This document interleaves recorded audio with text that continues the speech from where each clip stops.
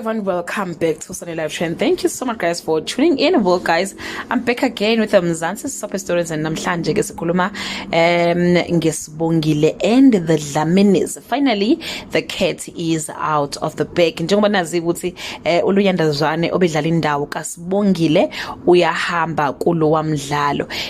Umuntu ke guys ozomreplace uMzansi wethu usumvezile igama lakhe kuNontsikelelo noma ke uNtsikelelo Mthiyane.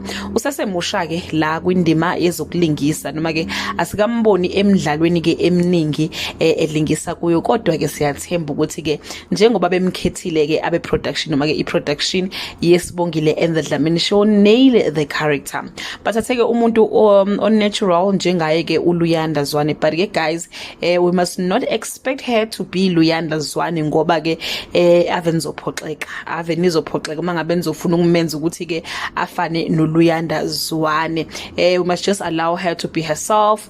Ngiyazi ukuthi abantu abaningi bamthanda kuLuyanda Zwane, abanye bathe mayihamba nabo bayahamba bobuka ke ezinye intori. But ke guys, mupheni ithuba bakithi ubaby girl, let her prove herself. Kuyaba namahlebezi ke la inkundla zokuxhumana athi ke uLungelo Mpangase uyena ke obezongena esikhaleni sika Luyanda, kodwa ke kuthi maqhubeka isikhathi kwacaca ukuthi ke lezo ndaba bezingasilona iqiniso, kodwa bekuyifiso nje zababukeli ukuthi ke kubonga uyena. Season 2 wesibongile and the Dlaminis uzoqala ke end of July. Hope you will not they will not drag the story guys njengoba benzile ke ku season 1.